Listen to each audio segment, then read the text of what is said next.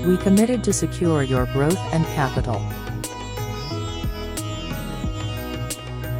Hello friends, welcome in finance फंडा। इस video में हम लेकर के आए हैं अडानी एंटरप्राइजेस का फुल रिव्यू। इस वीडियो में हम बताएंगे क्या हमको अडानी एंटरप्राइज में एंटर होना चाहिए या अभी वेट करना चाहिए। अगर एंटर होना है तो किस प्राइस पर होना है, कब होना है। वीडियो लास्ट तक देखें विदाउट स्किप। और देखेंगे क्या हमको इस स्टॉक में एंटर होना चाहिए तो किस प्राइस पर होना चाहिए, कब होना चाहिए। पूरा step by step full review करेंगे इसको, है ना। तो स्टार्ट करते हैं इनकी कंपनी वेबसाइट से, ठीक है।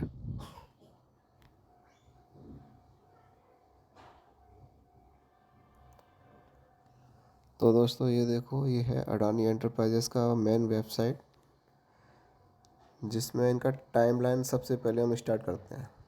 टाइमलाइन में देखोगे 1988 को इन्होंने कमोडिटी ट्रेडिंग में स्टार्ट किया था।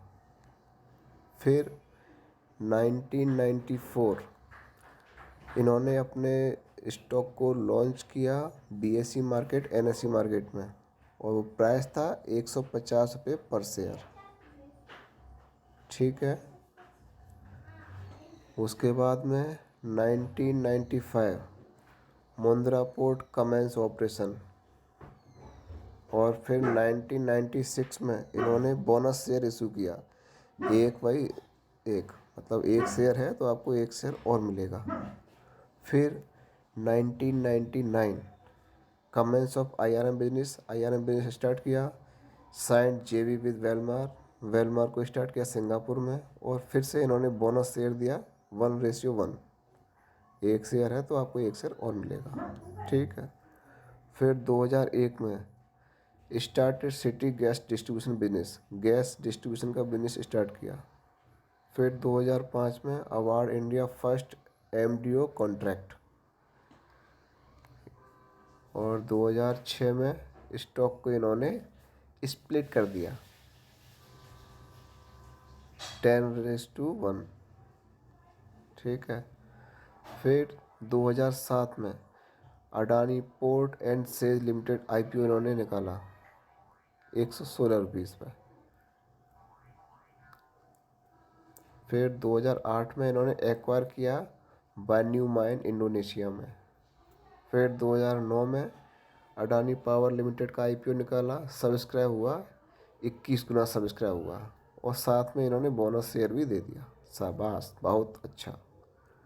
फिर 2010 में रेज क्यूआईपी ऑफ $850, और इन्होंने एक्वायर किया क्रेमकियल माइन ऑस्ट्रेलिया में। फिर 2015 में completed the demerger of APSEZ APL and ATL. फिर 2017 में मैन्युफैक्चरिंग इन्होंने स्टार्ट किया सोलर पैनल पीवी पैनल का। 2018 में इनका demerge of Adani green energy and Adani gas दोनों को डीमर्ज कर दिए, सेपरेट कर दिए।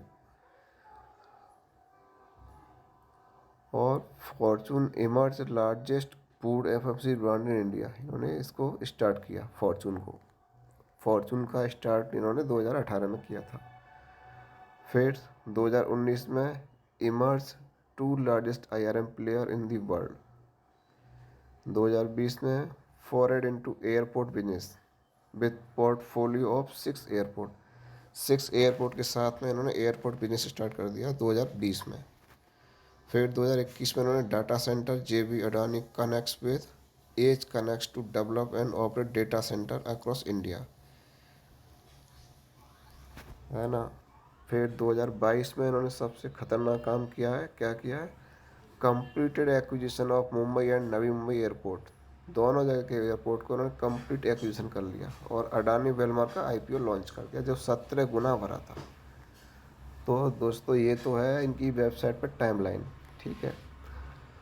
और इसमें अगर इनका बिजनेस आप देखोगे तो क्या क्या बिजनेस है, देखो सारा अच्छा सेक्टर इनके पास है। सबसे पहला माइनिंग, मेटल से रिलेटेड माइनिंग्स जो होती हैं वो इनके पास है। दूसरा आईआरएम मैनेजमेंट है। तीसरा ऑयल एंड फूड्स है। चौथा एग्रो है। पांचवा सोलर मैन्युफैक्चरिंग है।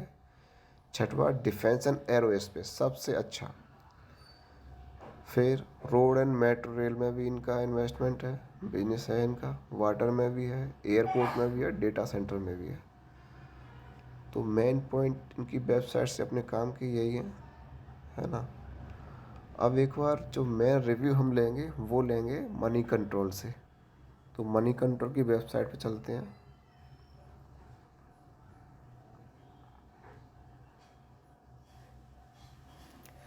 ये मैंने ऑलरेडी ओपन करके रखा हुआ है। ये तो है अडानी ट्रांसपोर्ट, इसको छोड़ो, अडानी एंटरप्राइजेस चाहिए हमको।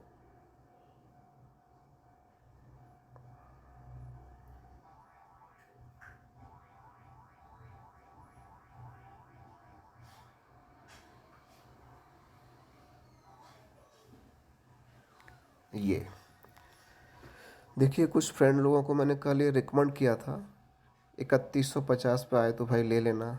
जिन लोगों ने सुना होगा उन्होंने सुबह ले लिया होगा, और अभी पूरा का पूरा 100 रुपीज़ पर शेयर का प्रॉफिट ये दे रहा है। अभी करंट प्राइस इसका 3267 रुपया चल रहा है। ठीक है, चलो छोड़ो, हम बस इसका रिव्यू लेंगे यहाँ से। तो दोस्तों देखो, इसका 1 डे के ग्राफ में आपको मूवमेंट दिख ही रहा है, 3.5% का मूवमेंट है। 5 डे में देखें तो ये काफ़ी डाउन हुआ है, पूरा 3600 से 3100 आ गया था। इतने डाउन में हम लोगों को कुछ क्वांटिटी बाई करना चाहिए। इतना रिकमेंडेड अच्छा स्टॉक है कि हमारे पोर्टफोलियो में इसका होना अच्छी बात है ना। तो ये 5 डे में इसका डाउन साइड मूवमेंट है। 1 मंथ का मूवमेंट भी डाउन साइड है। 3800 तक टच किया है इसने 1 मंथ के अंदर, और लौट के ये आ गया 3200। ठीक है, 6 मंथ की बात करें तो 6 मंथ में कोई कंपैरिजन ही नहीं है, सीधा 2000 से 3800 पहुंचा है 6 मंथ में, है ना। 1 ईयर बेहतरीन, ये अप्रोक्सीमेट 1500 रुपये से 3800 रुपये टच करके डाउन आके 3200 रुपये पे है अभी। 5 साल में देखें, ये बताओ क्या कंपैरिजन है इसका। 5 साल पहले का प्राइस अगर आप देखोगे तो 100-150 रुपये होगा। ठीक, तो ये तो हो गया चार्ट इसका। अब हम इसका देखेंगे ओवरव्यू। ओवरव्यू में इनका करंट प्राइस वगैरह देख लो, इससे तो कोई इम्पोर्टेंट नहीं, हमको नीचे चलना है थोड़ा, है ना। सबसे पहला हमारा इम्पोर्टेंट पॉइंट रहेगा इसमें कि इस कंपनी का रिटर्न कैसा है। तो देखो कितना शानदार रिटर्न है। बाई टी डी 91.23% है इनका। 1 वीक की बात करें तो यस, ये नेगेटिव में है 8%। 1 मंथ की भी बात करें तो नेगेटिव में है 2.59%। बट अगर 3 मंथ्स पहले आपने बाई किया है तो पूरा का पूरा 44.52% रिटर्न है इसका। अगर 6 मंथ पहले बाई किया है तो पूरा 58.24% रिटर्न है, और 1 साल पहले किया है तो सीधा 114.12%। बोलो और क्या रिटर्न चाहिए। ये देखो 2 ईयर पहले बाई किया है तो 960.81% रिटर्न, 3 साल पहले 2234.93%, 5 साल पहले 2735.13% है। ये रिटर्न है इनकी। टाइम दो स्टॉक को, स्टॉक आपको बहुत कुछ देगा। ठीक है, अब देखो इसका डिलीवरी वॉल्यूम देखो, आज का तो छोड़ दो, शाम को क्लोजिंग होगा तो फाइनल होगा। कल का वॉल्यूम देखो, कल इस स्टॉक के अंदर 79 लैक्स स्टॉक्स का ट्रांजैक्शन हुआ, जिसमें से 14 लाख शेयर सिर्फ डिलीवरी में था। डिलीवरी मतलब लॉन्ग टर्म वालों का। ठीक है, और पूरे वीक में देखें तो 68 लाख शेयर का है एवरेज, और 26 लाख शेयर इनका जो है ट्रेड हुआ है डिलीवरी के अंदर। 1 मंथ का 42 लाख टोटल वॉल्यूम, और 12 लाख इनका जो है डिलीवरी का है। ये कोई ज़्यादा इम्पोर्टेंट नहीं है, इम्पोर्टेंट वही था रिजल्ट देखो इसका। अब इसका देखो फाइनेंशियल ओवरव्यू, एकदम शॉक्ड हो जाओगे यार। देखो 2018 में इनका जो रेवेन्यू था वो 35,923 करोड़ था। ठीक है, चलिए मान लिया 19, 20, 21 तक ये अप्रोक्सीमेट 2-4 हज़ार करोड़ के आसपास ही था, लेकिन 2022 में 39,537 करोड़ से सीधा 69.420 करोड़ रुपये हो गया इसका रेवेन्यू। ठीक है जी। प्रॉफिट, हाँ प्रॉफिट में थोड़ा कम हुआ है। प्रॉफिट में ये 2020 में सबसे ऊपर रहे थे, कोरोना काल की बात है लगता है। ठीक है, कोई बात नहीं। ईपीएस का भी सेम रेशियो ही रहेगा फिर तो, बीवीपीएस का भी सेम रहेगा। नहीं, बीवीपीएस इनका करंट ईयर में बढ़ा है। आरओई नेट प्रॉफिट के अकॉर्डिंग ही है। डेप्थ टू इक्विटी इनका जो है 2022 में बढ़ गया है। ठीक है, तो ये तो इनका ओवरव्यू हुआ। ओवरव्यू के बाद हम ओवरव्यू की साइड में आप देखोगे एमसी इंसाइट। एमसी इंसाइट में ज़्यादा कुछ इन्फॉर्मेशन नहीं रहती है क्योंकि सारा पेबल डेटा है ना। एफएनओ भी आपके काम का नहीं है, छोड़िए। एमसी टेक्निकल भी सब पेबल होगा, ये भी छोड़ दो। न्यूज़ में इसका 5 सितंबर के बाद में कोई न्यूज़ नहीं है, फिर सीधा इनका न्यूज़ है सितंबर 30 को। Adani enterprises join Adani port in Nifty 50, expect ETF buying, worth rate 1750 crore. अच्छा जी, ठीक है। न्यूज़ भी कुछ रिसेंट तो है नहीं। फोरम के अंदर आपको पता ही है, आपको लोग कमेंट्स डालते हैं स्टॉक के रिगार्डिंग, तो उनको आपको पढ़ना चाहिए। टाइम मिले तो आप पढ़ लीजिएगा वेबसाइट से जाके, एप्लीकेशन में जाके, सॉरी। अब देखो इस स्टॉक में सबसे एक खतरनाक बात जो एकदम शॉक्ड करने वाली है, ये स्टॉक इतना अच्छा परफॉर्म किया है, लेकिन कोई भी रिसर्चर बोले तो कोई भी फंड हाउसेस, कोई भी म्यूचुअल फंड, कोई भी ब्रोकर, किसी ने भी इस स्टॉक के बारे में रिसर्च नहीं किया है। No data. क्यों भाई, ऐसा क्या है? इसके पीछे एक रीज़न है, आपको वीडियो में बताऊंगा लास्ट में क्या हुआ है ऐसा कि कोई इसको रिकमेंड नहीं कर रहा। वो कहते हैं ना कि दूसरों की तरक्की से सब जलते हैं, वही सीन इसके पीछे भी है। छोटे छोटे स्टॉक के बारे में लोग रिकमेंड कर देते हैं, इस स्टॉक को खरीद लो, ये इतना बढ़ जाएगा। इस स्टॉक के बारे में कोई क्यों नहीं बोल रहा है? चलो आगे बताऊंगा मैं। अभी हम चलते हैं नेक्स्ट ऑप्शन, डील्स। डील्स में क्या हो रहा है भाई? ब्लॉक डील इसमें हुआ है 3 अक्टूबर। 3 अक्टूबर बोल तो यस्टरडे ही। यस्टरडे क्या हुआ है? I share core emerging marketing company ने क्या किया है? ईटीएफ बाई किया है।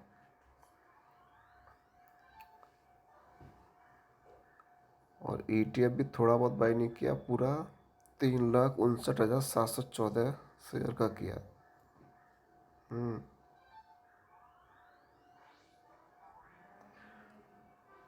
मतलब ये लोग अपना होल्डिंग जो है उसको कन्वर्ट किए हैं, न्यू बाइंग नहीं किया है। जो मार्केट मैच्योर टेस्ट कंपनी है उसकी होल्डिंग को ईटीएफ में कन्वर्ट कर दिया, तो इसका तो कोई ज़्यादा चेंजेस नहीं है। अब देख लेते हैं बल्क डील। तो बल्क डील इस साल कोई हुई नहीं है, 2021 में ये सेल हुआ था बस, तब से कोई बल्क डील इसमें हुई नहीं है। ठीक है, ये भी छोड़ दो। सबसे इम्पोर्टेंट पॉइंट, इनसाइडर। इनसाइडर का मतलब समझते हो?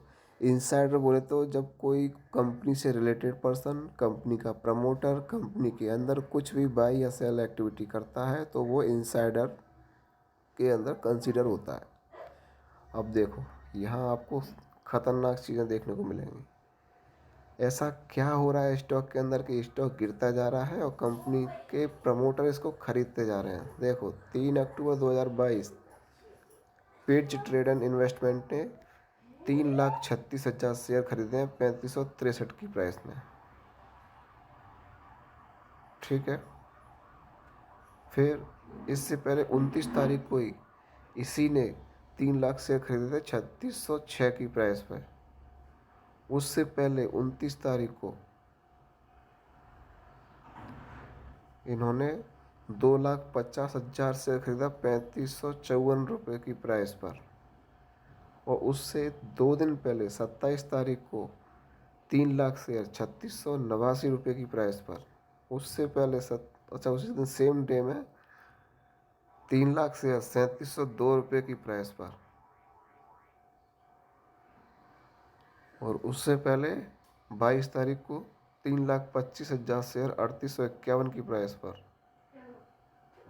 और 22 सितंबर को ही इन्होंने 3 लाख शेयर 3669 की प्राइस पर। 21 तारीख को 3 लाख शेयर 3782 की प्राइस पर। 19 सितंबर को 5 लाख शेयर 3583 की प्राइस पर। 19 सितंबर को ही 3.5 लाख शेयर 3661 की प्राइस पर। 19 तारीख को ही 2,25,000 शेयर 3735 की प्राइस पर। 14 सितंबर 5 लाख शेयर 3503 की प्राइस पर। ये पिच ट्रेड इन्वेस्टमेंट का इतना सारा परचेज है। उसके बाद में 8 सितंबर को गेल्टबेरी ट्रेड इन्वेस्टमेंट ने 140 शेयर खरीदे हैं मात्र 3464 की प्राइस पर। फिर 7 जुलाई को, ये तो पुराना टाइम हो गया कि छोड़ो, लेकिन फिर भी देख लो, Adani trade line private limited, इनके खुद के ही एजेंसी ने कितना खरीदा है, बहुत ही खतरनाक क्वांटिटी। कितना?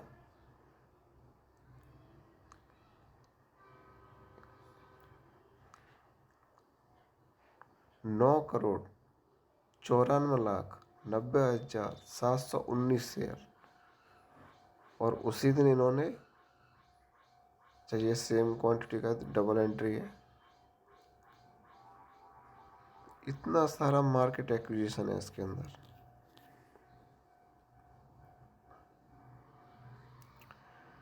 तो ओनर को ऐसा क्या दिख रहा है इसके अंदर, वो बार बार इसको बाई करता जा रहा है ना। और इसमें इधर तो कुछ ऐसा है नहीं।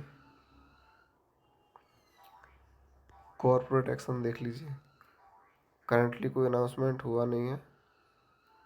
बोर्ड का मीटिंग इनका 4 अगस्त को हो गया। डिविडेंड ये 14 जुलाई को दे चुके हैं, कोई खास डिविडेंड नहीं है। फाइनेंशियल देखो, फाइनेंशियल की बात अगर हम करें तो इनका सेल्स जो है एकदम से डबल जैसा हो गया है। मार्च 2022 में इनका सेल्स था 24,865 करोड़ का, जो आज की करंट डेट में, तो जून मंथ में, करंट डेट में नहीं, प्रीवियस क्वार्टर में था 40,844 करोड़ रुपया। ठीक है, सेल्स में। और नेट प्रॉफिट इनका 255 करोड़ से 410 करोड़, सीधा हाइक मारा। ठीक है, अब मेन मुद्दे पर आते हैं, शेयर होल्डिंग। इसमें आपको दिखेगा कि कोई कंपनी इसको रिकमेंड क्यों नहीं कर रही है। देखो,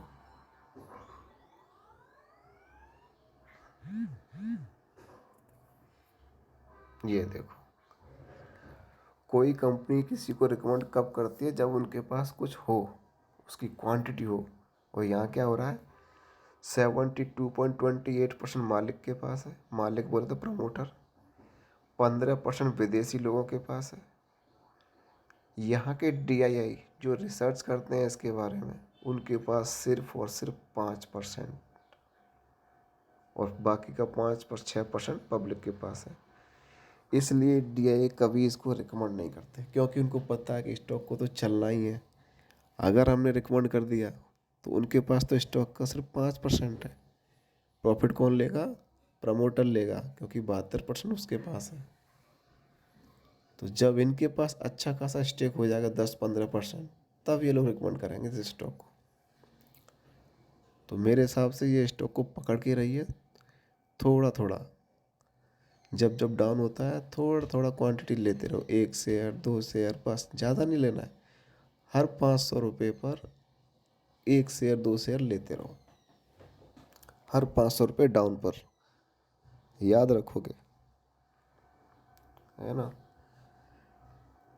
अब देखो होल्डिंग तो आपने देख ही लिया, होल्डिंग में कौन है इसमें वो देखने के लिए यहाँ क्लिक करते हैं। देखो प्रमोटर में 55% जो है वो श्री गौतम अडानी जी के पास है, ठीक है।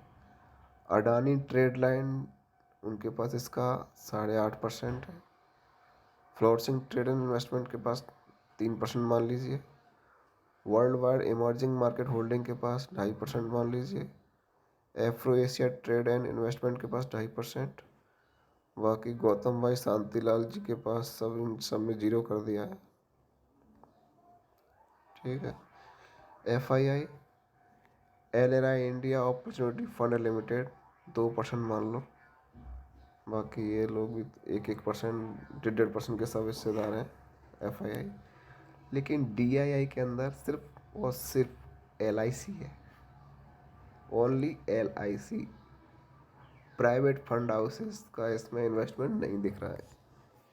वही रीज़न है कि कोई इसको रिकमेंड नहीं कर रहा है, लेकिन स्टॉक बहुत अच्छा है। लेकिन करंट प्राइस पर नहीं बाई करना है, डाउन पर ही बाई करना है, ठीक है। पब्लिक का होल्डिंग देखें तो इसमें green enterprises investment holding limited 3.53%। बाकी सबका पॉइंट में। म्यूचुअल फंड में आदित्य बिरला का काफ़ी होल्डिंग है इसके अंदर। ICICI का भी है होल्डिंग, है ना। म्यूचुअल फंड का होल्डिंग है इसमें।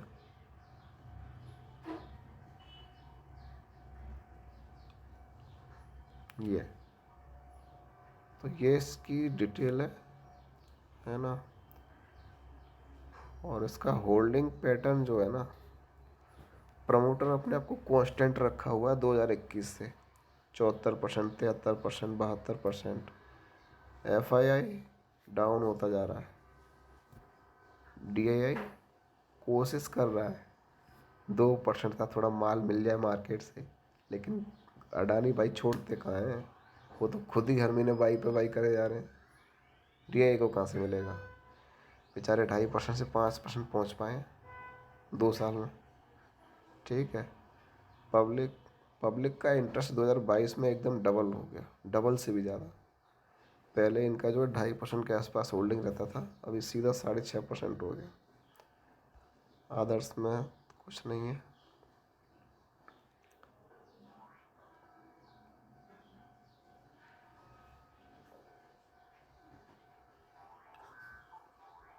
ठीक है, तो ये है इसका कंप्लीट रिव्यू। और इसमें आपने देखा होगा कि क्यों कोई फंड हाउसेस इसको रिकमेंड नहीं कर रहा है। मेन मुद्दा है कि उनके पास माल नहीं है, स्टॉक नहीं है उनके पास। वो बाई करेंगे तो उनका प्रॉफिट नहीं होगा, पब्लिक का प्रॉफिट होगा या खुद ओनर प्रमोटर का प्रॉफिट होगा। यही रीज़न है कि वो लोग इसको रिकमेंड नहीं कर रहे हैं। बट स्टॉक बहुत अच्छे हैं। अडानी के स्टॉक्स में थोड़ा थोड़ा करके हमको अपना होल्डिंग्स रखना चाहिए। 2 से 3 साल के अंदर देखिएगा अडानी का कोई एक स्टॉक, 1 या 2 स्टॉक 10,000 प्लस हो जाएंगे। उस टाइम आप सोचोगे कि हमने बाई क्यों नहीं किया। इसलिए एक्यूमुलेशन कर लो, अच्छा रहेगा। और एक्यूमुलेशन के लिए सबसे अच्छा स्टॉक वो माना जाएगा जो निफ्टी 50 के अंदर है। तो हमारी लिस्ट में 2 स्टॉक आते हैं, Adani port and Adani enterprises. ये दोनों स्टॉक अभी निफ्टी 50 में इंक्लूडेड हैं। Thanks for watching this video. If you have any query you can comment, I will reply. Thank you and see you in next video. Bye bye.